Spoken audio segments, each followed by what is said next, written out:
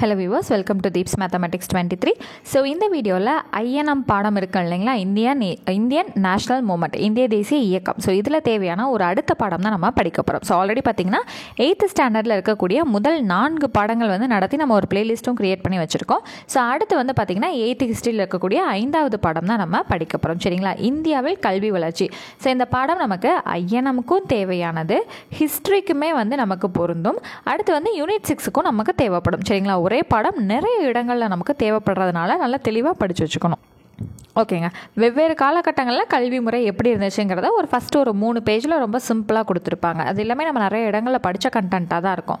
சரி, பழங்கால இந்தியாவில் கல்வி, அதாவது ராஜாக்கள் காலங்களில் என்ன பண்ணியிருப்பாங்க, உயர் பதவியினரோட பிள்ளைகளுக்கு தான் வந்து பாடங்கள் வந்து சொல்லி கொடுத்துட்ருப்பாங்க இல்லைங்களா. ஸோ அதை வந்து என்னென்னு சொல்கிறாங்க, குருகுல அமைப்பு அப்படின்னு வந்து சொல்கிறாங்க. சரி, அடுத்து வந்து பண்டைய தமிழ்நாட்டில் இந்த சங்க இலக்கியங்கள் காலங்கள் இருக்குது இல்லைங்களா, அந்த காலகட்டத்தில் ஆண் பெண் இரு பாலினருமே வந்து கல்வி அறிவு பெற்றிருந்தாங்க அப்படிங்கிறத இந்த புறநானூறு பாடல்களில் ஆசிரியர்கள் பேர் வச்சுலாம் நம்மளால் தெரிஞ்சுக்க முடியுது இல்லைங்களா, அதை பற்றி சொல்லியிருக்காங்க. அடுத்தது தமிழ்நாட்டில் இருக்கக்கூடிய சிவகங்கை மாவட்டத்தில் கீழடி இருக்குது இல்லைங்களா. ஸோ அங்கே அகழாய்வு செஞ்சப்போ பானையோடுகள்லாம் கிடச்சிருக்கு.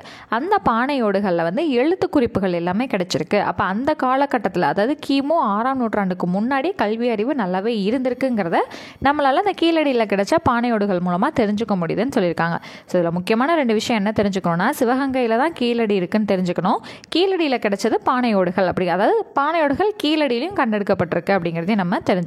சரிங்களா, அவ்வளோதான். அடுத்து இங்கே வந்திங்கன்னா புறநானூரில் ஒருத்தவர் பாடல் எழுதியிருக்காரு. யாருன்னு பார்த்தீங்கன்னா நெடுஞ்செழியன் அப்படிங்கிறவர். இந்த நெடுஞ்செழியன் என்ன பண்ணியிருக்காருன்னா ஆரிய படைகளை தோக்கடிச்சிருக்காரு. ஸோ இந்த நெடுஞ்செழியன் எழுதின பாடலில் எதை பற்றி மென்ஷன் பண்ணியிருக்காருன்னா, என்னதான் வறுமையில் நம்ம இருந்தாலும் கல்வி கற்றுக்கிறதுங்கிறது ரொம்ப முக்கியமான ஒரு விஷயம் அப்படிங்கிறத அந்த காலகட்டத்திலே கல்வியின் முக்கியத்துவத்தை பற்றி வலியுறுத்தி பாடல் வந்து எழுதியிருக்காரு. அந்த பாடல் எங்கே இடம்பெற்றிருக்கு, புறநானூற்றில் இடம்பெற்றிருக்கு. பாடல் நம்பர் 183 கொடுத்துருக்காங்க. இதெல்லாம் மனப்பாடம் பண்ண வேண்டிய அவசியம் இல்லை. நெடுஞ்செழியன் புறநானூற்று பாடல் எழுதியிருக்காரு. ஏழ்மை நிலையில் இருந்தாலுமே கல்வியை கற்றுக்கணுங்கிற விஷயத்த மென்ஷன் பண்ணி பாட்டு எழுதியிருக்காரு. அவ்வளோதான். சரிங்களா, அடுத்து மலையாளங்களில் கல்வி. ஸோ வந்து ஆசிரியர் ஒரு இடத்துல வந்து இருப்பாங்க, ஒரு இடத்துல இருந்து போதிப்பாங்க. அந்த இடத்துக்கு போய் மாணவர்கள் வந்து கல்வி கற்றுக்கிட்டு வருவாங்க இல்லைங்களா, போய் தங்கியிருந்து. சரி, இந்த பள்ளி அப்படிங்கிற சொல் வந்து இப்போ தமிழ் சொல்லாம் வந்து இருக்கு. ஸோ இது வந்து சமண மடாலயங்கள் அப்படிங்கிற பொருள் வந்து குறிக்குது அப்படின்னு வந்து சொல்கிறாங்க. சரிங்களா, சரி, அடுத்து வந்து பார்த்தீங்க அப்படின்னா கீழே இங்கே வந்து ஒரு பாயிண்ட் இருக்கோங்க. கிபி 8ஆம் நூற்றாண்டில் வங்காளத்தில், ஓகேங்களா, எந்த மாநிலம், வங்காளத்தில் பாலர் வம்சத்தோட ஒரு அரசர் தர்மபாலர் விக்ரமசீல பல்கலைக்கழகத்தை நிறுவி புத்தரின் கோட்பாடை பரவச் செய்தார். யார் வந்து அந்த பல்கலைக்கழகத்தை நிறுவனவர், தர்மபாலர் அப்படிங்கிறவர் விக்ரமசீல அப்படிங்கிற பல்கலைக்கழகத்தை நிறுவி புத்தரோட போதனைகளை பரப்பிட்டுருக்காரு. ஸோ அதே போல் அடுத்து இங்கே ஒரு பாயிண்ட் வந்திருக்கு பாருங்கள். காஞ்சிபுரத்தில் நாலந்தா பல்கலைக்கழகத்திற்கு இணையான புகழ்பெற்ற பல கல்வி நிலையங்கள் நிறுவப்பட்டிருந்தன. ஸோ நாலந்தா வந்து எவ்வளோ ஃபேமஸுங்கிறது நமக்கு தெரியும். ஸோ அதே போல் காஞ்சியிலையும் வந்து என்ன பண்ணியிருக்காங்க, நிறைய பல்கலைக்கழகங்கள் நிறுவி, கல்வி நிறுவனங்கள் நிறுவி நிறைய வந்து சொல்லி கொடுத்துட்டு இருந்திருக்காங்க. ஓகேங்களா, அவ்வளோதான். அடுத்தது வந்து இங்கே பாருங்கள், கிபி 7ஆம் நூற்றாண்டில் யுவான் சுவாங் அப்படிங்கிறவர், சீனாக்காரர். ஓகேங்களா, அவர் யுவான் சுவாங், அவர் வந்து யாருங்க, பயணி. ஸோ நிறையா பயண குறிப்புகள் அவர் மூலமாக வந்து நிறைய ஹிஸ்ட்ரி எல்லாமே நமக்கு தெரியப்படுத்தியிருக்காரு. ஸோ அவர் வந்து என்ன பண்ணியிருக்காரு, கிபி 7ஆம் நூற்றாண்டில் நாலந்தாவுக்கு வந்திருக்காரு. சரிங்களா, எந்த நூற்றாண்டு வந்திருக்காரு, கிபி 7ஆம் நூற்றாண்டில் நாலந்தாவிற்கு வந்தப்போ அங்கே வந்து பசங்களுக்கு அதாவது மாணவர்களுக்கு என்னென்ன சொல்லி கொடுத்துருக்காங்கன்னா, வேதங்கள் மட்டும் இல்லாமல் மருத்துவம், கணிதம், வானியல், அரசியல், போர்க்கலை, இது எல்லாமே கூட வந்து நாலந்தால கற்றுக் கொடுத்துட்டு இருந்திருக்காங்க. சரி, 2009ஆம் ஆண்டு உலக பாரம்பரிய சின்னத்தில் ஒன்றா இந்த நாலந்தாவை அப்ரூவல் கொடுத்துருக்காங்க. ஓகேங்களா, யார், யுனெஸ்கோ. ஓகேங்களா, அவ்வளோதான். அடுத்தது இடைக்கால இந்தியாவில் கல்வி எப்படிங்க இருந்துச்சு. இடைக்காலத்தில் வந்து கோயிலில் வந்து நிறைய வந்து கிளாஸ்லாம் எடுத்திருக்காங்க. ஸோ சில சின்ன சின்ன கிராமங்களில் அந்த கோவிலில் இருந்த அர்ச்சகரே வந்து என்ன பண்ணியிருக்காங்கன்னா மாணவர்களுக்கு பாடங்கள் வந்து சொல்லி கொடுத்துருக்காங்க. ஓகேவா. ஸோ அடுத்து வந்து பார்த்திங்கன்னா 14ஆம் நூற்றாண்டில் நிறுவப்பட்ட திருவாடுதுறை சைவ மடத்தில் தான் தமிழறிஞர் ஊவேசா வந்து கல்வி கற்றுக்கிட்டார். சரிங்களா, ஓகே. அடுத்து வந்து பார்த்திங்க அப்படின்னா ஆங்கில கிழக்கிந்திய கம்பெனி மற்றும் நவீன கல்வியின் தொடக்கம். இந்தியர்களுக்கு கல்வி கொடுக்கலாம் அப்படிங்கிற விஷயத்த முதல் முறையாக யோசித்தவர் வந்து யார் அப்படின்னா கவர்னர் ஜெனரல் வாரன் ஹேஸ்டிங்ஸ் அப்படிங்கிறவர் தான் வந்து யோசிச்சிருக்காரு. சரிங்களா, அவர் வந்து என்ன பண்ணுறாரு, ஒரு குழுவை வந்து நியமிச்சு அதோட தலைமையான ஆளை வந்து யாரை நிறுவுறாரு அப்படின்னா மௌல்வி அப்படிங்கிறவரை தலைமையாக வந்து போடுறாரு. ஸோ இவரை தலைமையாக கொண்ட ஒரு இஸ்லாமிய குழுவை வந்து அவர் நிறுவி அங்கே வந்து என்ன பண்ணுறாங்க, எப்படி வந்து நம்ம கொண்டு போகலாம், அதோட போக்கு வந்து எப்படி கொண்டு போனால் சரியாக இருக்கும் அப்படிங்கிற மாதிரி கருத்துக்கள் வந்து கேட்குறாரு. அப்போ அந்த குழுவோட கோரிக்கை வந்து என்ன பண்ணுறாங்கன்னா, இந்த மாதிரிலாம் கொண்டு போகலாங்க. அப்படிங்கிறப்போ அடுத்து வந்து அங்கே என்ன நடக்குதுன்னா, கல்கத்தாவில் முதல் மதராசாவை வந்து அவர் என்ன பண்ணுறாரு, மதராசா ஓகேங்களா, அதை வந்து கட்டுறாங்க. ஸோ அது எதுக்காக அப்படின்னா கல்வி வந்து கற்றுக் கொடுக்கறதுக்காக, சரிங்களா. ஸோ அடுத்து வந்து அவருக்கு பின்னாடி வந்தவங்க எல்லாமே வந்து என்ன பண்ணாங்க, ஒரு சில விஷயங்கள் வந்து பண்ணுறாங்க. அடுத்தது 1813 வருஷம் இந்த கிழக்கிந்திய கம்பெனி இருக்காங்க இல்லைங்களா, ஸோ அவங்களோட சாசனங்களை வந்து புதுப்பிக்கும் போது ஓகே இந்தியாவில் வந்து நம்ம கல்விகள் வந்து கொடுக்கலாம், அறிவியல் சிந்தனைகள் எல்லாமே வளர்கிற மாதிரியும் இலக்கியங்கள் வந்து வளர்கிற மாதிரியும் நம்ம வந்து கொடுக்கலாம் அப்படின்னு சொல்லிட்டு பேசி அதுக்கு வந்து ஃபண்டாக 1 லட்சம் ரூபாய் வந்து ஒதுக்குறாங்க. அப்போ 1 லட்சங்கிறது எவ்வளோ பெரிய அமௌண்ட்டு, எல்லாமே பண்ணிட்டாங்க. ஆனால் அந்த 1 லட்சத்தை அவங்க என்ன பண்ணல, அந்த நிதியை அவங்க எந்த வகையிலையும் செலவும் பண்ணலை, எதுவுமே ரெடி பண்ணவும் கிடையாது, அதை அப்படியே வந்து விட்டுட்டாங்க. அடுத்து வந்து என்ன ஆகுதுன்னா, ராஜாராம் மோகன் ராய் இருக்கார் இல்லைங்களா, அவர் வந்து சொந்தமாக மக்கள்கிட்ட வந்து நிதி திரட்டி 1817 கல்கத்தாவில் இந்து கல்லூரி அப்படிங்கிற ஒரு நிறுவனத்தை வந்து என்ன பண்ணுறாரு, நிறுவுறாரு. ஸோ அதே போல் கிறிஸ்தவ சமய பரப்பாளர்கள் என்ன பண்ணுறாங்கன்னா 1818 செராம்பூர் அப்படிங்கிற இடத்துல பாப்டிஸ்ட் மிஷன் அப்படிங்கிற ஒரு காலேஜை வந்து ஓப்பன் பண்ணுறாங்க, சரிங்களா. ஸோ எப்போ யார் எந்த காலேஜ் ஓப்பன் பண்ணாங்க இதை மட்டும் நீங்கள் தெரிஞ்சுக்கிட்டால் போதுமானது, சரிங்களா. அடுத்தது ஆங்கில கல்வி. ஸோ இதில் வந்து என்ன சொல்லியிருக்காங்க, வில்லியம் பென்டிக் வந்து இந்தியா கவர்னர் ஜெனரலாக நியமிக்கப்பட்ட டைமில் நிறைய பேர் இங்கே ஆங்கில கல்வியை வந்து விருப்பப்படுறாங்க அப்படிங்கிற விஷயத்தை தெரிஞ்சுக்கிட்டு தாமஸ் அப்படிங்கிறவரை ஒரு குழுவோட தலைவராக வந்து நியமிக்கிறாங்க. அந்த டைமில் ஒரு குழு இருந்திருக்கு, அதோட தலைவராக வந்து தாமஸை வந்து நிறுவுறாங்க. தலைவராக வந்து நிறுத்தி அவங்க வந்து என்ன பண்ணுறாங்கன்னா கல்விக்குன்னு சொல்லிட்டு ஒரு கொள்கையை வந்து கொண்டு வராங்க. என்ன கொள்கை, வரைவு கொள்கையை வந்து தயாரித்து கொடுக்குறாங்க, சரிங்களா. ஸோ யார் வந்து அந்த டீம் கிட்ட வந்து கேட்குறா, வில்லியம் பென்டிங் வந்து கேட்குறாரு. அதுக்கு தலைமை பொறுப்பில் வந்து யார் இருக்கா, தாமஸுங்கிறவர் வந்து இருக்கார். அவங்க வந்து என்ன ரெடி பண்ண போகிறாங்க, வரைவு கொள்கை, எதுக்காக, கல்விக்கான ஒரு வரைவு கொள்கையை வந்து தயாரித்து கொடுக்குறாங்க, சரிங்களா. ஸோ அதை அவங்க வந்து எப்போ ரெடி பண்ணி கொடுக்குறாங்க அப்படின்னா 1835 அந்த வரைவு கொள்கையை வந்து ரெடி பண்ணி கொடுக்குறாங்க. ஸோ இதை வந்து பேஸ் பண்ணி இந்திய மக்கள்கிட்ட என்ன கொண்டு போய் சேர்க்கலாம் அப்படின்னு சொல்லிட்டு ஒரு நோக்கமாக க்ரியேட் பண்ணுறாங்க. அப்படின்னா இந்தியாவின் பூர்வீக மக்களிடையே ஐரோப்பிய இலக்கியத்தையும் அறிவியலையும் மேம்படுத்துவது அப்படின்னு சொல்லிட்டு அந்த டீம் வந்து ஒரு சஜஷனை வந்து கொடுக்குறாங்க. இந்தியர்கள்கிட்ட நம்மளோட விஷயத்தை வந்து நல்லா பரப்பலாம் அப்படின்னு சொல்லிட்டு அவங்க ஒன்று செட் பண்ணுறாங்க. ஸோ அப்போ இதை கற்றுக்கணும் அப்படின்னா ஆங்கில மொழியை பயன்படுத்துங்க, இந்தியர்களுக்கு ஆங்கில மொழியில் சொல்லிக் கொடுங்க அப்படின்னு வந்து சொல்கிறாங்க. அடுத்து வந்து பார்த்திங்கன்னா உட் அறிக்கை. ஸோ 1852 கம்பெனியின் பட்டய சட்டம் புதுப்பிக்கப்பட இருந்தது, சரிங்களா. ஸோ அந்த டைமில் என்ன பண்ணுறாங்க, பிரிட்டிஷ் பாராளுமன்றம் வந்து கல்வி சம்மந்தமாகவும் வந்து முடிவுகள் வந்து எடுக்கிறாங்க. அப்போ 1854 என்ன நடக்குதுன்னா சார்லஸ் உட் அறிக்கை அப்படிங்கிற ஒரு புதிய கல்வி கொள்கையை வந்து அனுப்புகிறாங்க, சரிங்களா. ஸோ இது வந்து எதை பேஸ் பண்ணி கொண்டு வராங்கன்னா 1835 ஒரு டீம் வந்து இப்படி கொண்டு போகலான்னு சொல்லிட்டு சொன்னாங்க இல்லைங்களா, தாமஸோட டீம். ஸோ அதை தான் மெக்கேலை அப்படிங்கிறது அந்த தாமஸோட முழு பேர், சரிங்களா. ஸோ அவங்களோட கல்வி கொள்கையை வந்து மறுபடியும் வந்து வலியுறுத்துகிறாங்க, நம்ம இதையே வந்து ஃபாலோ பண்ணி கொண்டு போகலாம் அப்படின்னு சொல்லி வலியுறுத்துகிறாங்க, சரிங்களா. அப்படி இருக்க சமயத்தில் நிறைய ஏரியாக்களில் வந்து இவங்களே பல்கலைக்கழகங்களை வந்து நிறுவுறாங்க. ஸோ வந்து சென்னை, பம்பாய், கல்கத்தா ஆகிய இடங்களில் 1857 பல்கலைக்கழகங்கள் வந்து யூனிவர்சிட்டிஸை வந்து இவங்களே தொடங்குறாங்க. அவ்வளோதான், ஓகேங்களா. ஸோ அடுத்து வந்து கிறிஸ்தவ சமயப்பரப்பு குழுக்களும் கல்வியும். ஸோ இது என்னென்னா கிறிஸ்தவ சமயப்பரப்புகளுக்காக வந்து அவங்க என்ன பண்ணுவாங்க, நிறைய கல்வி ஸ்கூலு, அதுக்கப்புறம் அந்த உயர்நிலை பள்ளி, அதாவது சின்ன ப்ரைமரியாக இருக்கட்டும், இடைநிலையாக இருக்கட்டும், உயர்நிலையாக இருக்கட்டும், அந்த உயர்நிலையை காலேஜாக மாற்றுறதா இருக்கட்டும், இந்த மாதிரி நிறைய விஷயங்கள் வந்து அந்த காலகட்டங்களில் நடந்திருக்கு. ஸோ யார் எதை ஓப்பன் பண்ணாங்க அப்படிங்கிறத நீங்கள் கற்றுக்கிட்டிங்கனாலே போதுமானது. ஸோ ஃபர்ஸ்ட் திங் பார்த்திங்கன்னா பாப்டிஸ்ட் சமய பரப்பாளர்கள் 1800 என்ன பண்ணியிருக்காங்க, செராம்பூருங்கிற இடத்துல வங்க தொடக்க பள்ளியை தொடங்கி 40 மாணவர்களுக்கு கல்வி வந்து கற்றுக் கொடுத்துருந்துருக்காங்க, ஓகேவா. ஸோ அடுத்தது இங்கே கீழே வந்து பார்த்திங்க அப்படின்னா மிஸ் மேரி ஆன் குக் அப்படிங்கிறவர் வந்து 1821 இந்தியாவுக்கு வந்த டைமில் கல்கத்தாலையும் அதை சுற்றி இருக்கக்கூடிய கிராமங்கள்லையுமே வந்து பெண்களுக்காக ஒரு 23 ஸ்கூல்ஸை வந்து ஓப்பன் பண்ணி கொடுத்துருக்காங்க. ஸோ அடுத்து வந்து பார்த்திங்கன்னா பெத்தூன் பள்ளி, ஓகேங்களா. கல்கத்தாவில் இந்த பெத்தூன் அப்படிங்கிறவங்க பெத்தூன் பள்ளி அப்படிங்கிறத 1849 வருடம் நிறுவியிருக்காங்க. அவரோட மரணத்துக்கு அப்புறம் அதை கவர்மெண்ட்டே எடுத்து நடத்தியிருக்கு. அடுத்து 1879 பெண்களுக்கான முதல் உயர் கல்வி அளிக்கும் நிறுவனம் நகரமாகவும் இது வந்து மாறிட்டுருக்கு. இது பெத்துன் பள்ளி அப்படிங்கிறது. சரிங்களா. அடுத்தது இப்போ நம்ம பார்த்தது எல்லாமே வங்காளத்தில். இப்போ அடுத்து நம்ம பார்க்க போகிறது பம்பாய். ஓகேங்களா. ஸோ இங்கே வந்து பார்த்திங்கன்னா போர் வீரர்களோட குழந்தைகள், பெண் குழந்தைகளுக்கு கல்வி வழங்குகிற நோக்கத்தோட அமெரிக்கர் சங்கம் 1824 பெண்களுக்கான பள்ளியை வந்து நிறுவியிருக்காங்க.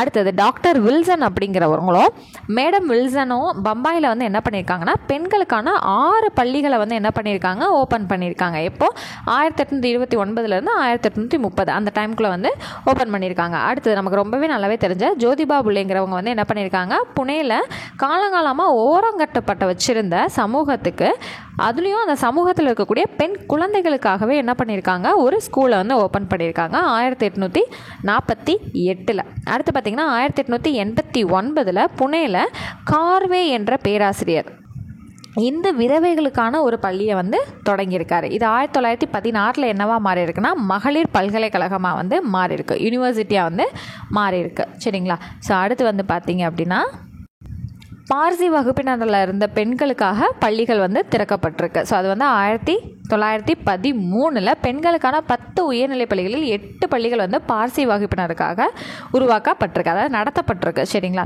சரி, அடுத்து வந்து பார்த்திங்கன்னா 1926 அகில இந்திய மகளிர் மாநாடு முழுக்க பெண்களால் நடத்தப்பட்டிருக்கு. அதுலேயும் வந்து அவங்க என்ன பண்ணியிருக்காங்கன்னா அங்கே ஒரு கல்லூரியை வந்து தொடங்குறதுக்கான தீர்மானத்தையும் எடுத்திருக்காங்க. சரிங்களா. ஸோ இந்த கல்லூரி தான் இப்போ வந்து டெல்லியில் இருக்கக்கூடிய இர்வின் சீமாட்டி கல்லூரி அப்படின்னு வந்து சொல்லப்படுது. சரிங்களா. ஸோ அடுத்து வந்து தமிழ்நாடோடதில் வந்து பார்த்திங்கன்னா இங்கே சென்னையில் ஸ்காட்லாந்து நாட்டை சேர்ந்த ரெவரன் லாரி, ரெவரன் போவி அப்படிங்கிற 2 மத குருமார்கள் வந்து 1835 எழும்பூர் அப்படிங்கிற இடம் இருக்குது இல்லைங்களா, அங்கே செயின்ட் ஆண்ட்ரூஸ் தேவாலயத்திற்கு அருகில் ஒரு பள்ளியை வந்து ஓப்பன் பண்ணியிருக்காங்க. என்னதுங்க, ஒரு ஸ்கூல் வந்து ஓப்பன் பண்ணியிருக்காங்க. ஸோ இந்த ஸ்கூலை அடுத்து வந்து பார்த்திங்கன்னா 1837 பிளாக் டவுனுக்கு வந்து மாற்றிடுறாங்க. ஓகேவா. சரி, அடுத்து வந்து பார்த்திங்கன்னா அந்த ஸ்கூலில் ரெவரன் வில்லியம் மில்லர் அப்படிங்கிறவர் அந்த ஸ்கூலை அடுத்து என்னவா மாற்றிருக்காரு அப்படின்னா 1862 காலேஜாக வந்து அதை மாற்றிருக்காரு, கல்லூரியாக அதை தரம் உயர்த்தியிருக்காரு. சரிங்களா. இதுதான் வந்து இப்போ தாம்பரத்தில் இருக்கக்கூடிய சென்னை கிறிஸ்தவ கல்லூரி அப்படின்னு சொல்லி நம்ம அழைக்கக்கூடிய காலேஜ். ஓகேங்களா. சரி, அடுத்து வந்து பார்த்திங்க அப்படின்னா ஆங்கில கல்வி வந்து முக்கியத்துவத்தை உணர்ந்த சென்னை நகரத்தில் இருக்கக்கூடிய உயர்தட்டு மக்கள் வந்து இது எல்லாருக்குமே கிடைக்கணும் அப்படின்னு சொல்லி நினச்சி 1839 அரசாங்கத்துக்கிட்ட என்ன பண்ணுறாங்க, மனு வந்து கொடுக்குறாங்க. அதோட பிரதிபலனாக 1840 எழும்பூரில் ஒரு உயர்நிலை பள்ளியை வந்து உருவாக்குறாங்க. அது 1857 ஒரு காலேஜாக வந்து மாற்றப்படுது. ஓகேங்களா. ஸோ அந்த மனுவை ஏற்றுக்கிட்டு எழும்பூரில் வந்து ஒரு உயர்நிலை பள்ளி வந்து உருவாக்குனாங்க இல்லைங்களா, அது அடுத்து ஒரு 17 வருஷத்துக்கு அப்புறம் காலேஜாக மாறுது. ஸோ அதுதான் வந்து இப்போ இருக்கக்கூடிய சென்னை மாநில கல்லூரி. ஓகேவா. சரி, அடுத்து வந்து பார்த்திங்கன்னா திருச்சியில் 1838 புனித சிலுவை சகோதரிகள் செயின்ட் ஜோசப் ஆங்கிலோ இந்தியன் பள்ளியை வந்து நிறுவியிருக்காங்க. சரிங்களா. யார், சிலுவை சகோதரிகள். ஸோ அடுத்து வந்து பார்த்திங்கன்னா திருநெல்வேலியில் கிறிஸ்டியன் மிஷன் சொசைட்டி அப்படிங்கிறத 1844 ஒரு பள்ளியை வந்து தொடங்கியிருக்கு. 1876 அது காலேஜாக தரம் உயர்த்தப்பட்டிருக்கு. ஸோ அதுதான் இப்போ இருக்கக்கூடிய CMS அப்படிங்கிற ஒரு காலேஜ். ஓகேங்களா. சரி, அடுத்து வந்து பார்த்திங்க அப்படின்னா இங்கே டைட்டில் வந்து பார்த்துட்டு வந்துடுவோம். பிரிட்டிஷ் அரசின் கீழ் உயர்கல்வியில் ஏற்பட்ட முன்னேற்றம். ஸோ இங்கே வந்து பாருங்கள், ஸோ இது நம்ம ஆல்ரெடி வந்து படிச்சிருப்போம். அகமது கான் அலிகாரில் முகமதிய ஆங்கிலோ இந்தியன் பள்ளியை வந்து என்ன பண்ணுறாரு, ஓப்பன் பண்ணுறாரு 1875. இது வந்து அடுத்து என்ன ஆகுதுன்னா 1920 இது காலேஜாக வந்து உயர்த்தப்படுது. ஓகேங்களா. முஸ்லீம் பல்கலைக்கழகமாக யூனிவர்சிட்டியாக வந்து உயர்த்தப்படுது. சரியா. ஸோ அடுத்து வந்து பார்த்திங்கன்னா ஸோ இங்கே இருக்கும் சேட்லர் கல்வி குழுவின் அறிக்கையை தொடர்ந்து, அது எப்போ கொடுத்துருக்காங்க அந்த அறிக்கை 1917. ஸோ இவங்களோட அறிக்கையை தொடர்ந்து நிறைய பல்கலைக்கழகங்கள் வந்து நிறைய இடங்களில் ஓப்பன் பண்ணுறாங்க. ஓகேவா. சரி, அடுத்து அப்படியே வந்தீங்கன்னா ஜாம்ஷெட்ஜி டாட்டா அப்படிங்கிறவர் இருக்கார் இல்லைங்களா, இவங்களோட இந்திய அறிவியல் கழகம் 1909 ஓப்பன் பண்ணுறாங்க. அடுத்து துபாஸ் பச்சையப்பர் பெயரால் மதராஸில் 18ஆம் நூற்றாண்டில் துவங்கப்பட்ட பச்சையப்பன் பள்ளி 1845 வந்து தொடங்கியிருக்காங்க. இது 1880 கல்லூரியாக வந்து தரம் உயர்த்தப்பட்டிருக்கு. அடுத்து தமிழ்நாட்டில் அண்ணாமலை பல்கலைக்கழகம் 1929 நிறுவப்பட்டிருக்கு. சரிங்களா. அடுத்தது வந்து கல்வி பரவல். ஸோ இந்த மூலமாக வந்து ஆரம்ப காலகட்டத்தில் அங்கங்கே ஓப்பன் பண்ணிட்டாலே அடுத்து என்ன ஆரம்பிக்கும், அதோட போக்கு நிறைய இடங்களுக்கு பரவ ஆரம்பிக்கும். கல்விங்கிறதோட சிறப்பு கூறே அதுதான் இல்லைங்களா. ஸோ அதே போல் இந்தியாவில் வந்து என்ன ஆயிருக்கு அப்படின்னா நம்மளோட இந்திய நாட்டு குழந்தைகளுக்கு இலவச மற்றும் கட்டாய கல்வியை வந்து அறிமுகப்படுத்தணும்னு நினச்சிருக்காங்க. சரிங்களா? சார்ஜென்ட் கல்விக்குழுவின் திட்டம் வந்து அதுவாக தான் இருந்திருக்கு. 1944 வந்து சொல்லியிருக்காங்க. ஆனால் நமக்கு முழுமையாக வந்து சுதந்திரம் கிடைக்கிற வரைக்கும் அந்த திட்டத்தை அமல்படுத்துறதுக்கு நம்ம வெயிட் பண்ண வேண்டியதாக இருந்திருக்கு அப்படிங்கிறதையும் நமக்கு இங்கே தெரியப்படுத்துகிறாங்க. சரிங்களா?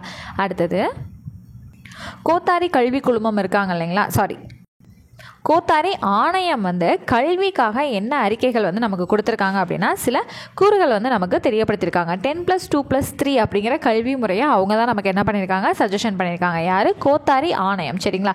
ஸோ 10+2+3ங்கிறது உங்களுக்கே தெரியும். இது 10ஆம் வகுப்பு, அடுத்து +1+2, அடுத்து 3 வருஷம் ஒரு டிகிரி படிக்கிறது. இதுதான் என்னதுங்க 10+2+3 அப்படிங்கிற கல்வி முறை. சரிங்களா?